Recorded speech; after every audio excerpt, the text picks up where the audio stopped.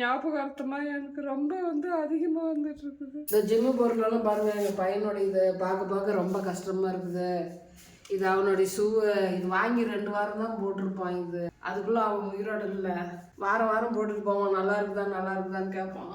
பாருங்க, அவன் அரவணா மீன் எல்லாம் வளர்த்துனான். குட்டி மீன், கோல்டன் ஃபிஷ்ஷு இதெல்லாம் வளர்த்தணும் இந்த தொட்டியில். இப்போ அவன் இறந்ததுலேருந்து இந்த தொட்டியும் களை இழந்து போச்சு. நான் பாருங்கள், எங்கள் பையன் ஆயுத பூசைக்கு போட்ட பட்டை அவன் ஞாபகார்த்தமாக இதை அழிக்காத கூட வச்சிட்டு இருக்கிறான். அவன் இறந்து கூட இப்போ 3 வருஷம் ஆகி போச்சு.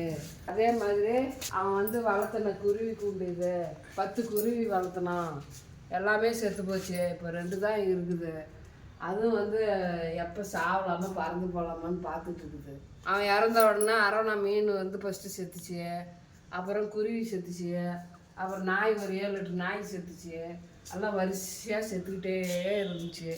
இப்போ அப்படி தான் குட்டி போட்ட நாய் 3 நாய் இப்போ செத்து போச்சு. என்ன நேரமோ என்னமோ ஒன்றுமே தெரியலன்னு. இந்த போட்டோ பாருங்க, அவனுக்கு பொண்ணு பார்க்க போகும்போது இந்த ஃபோட்டோ எடுத்துச்சு. இதை காட்டி தான் அவனுக்கு பொண்ணு பார்த்துச்சு. இப்போ அவன் உயிரோட இல்லை. கல்யாணம் பண்ணியிருந்தா கூட இன்னைக்கு 3 வருஷம் ஆகியிருக்கும். இன்னைக்கு விடிக்காத்தால கனவுல வந்துட்டான்.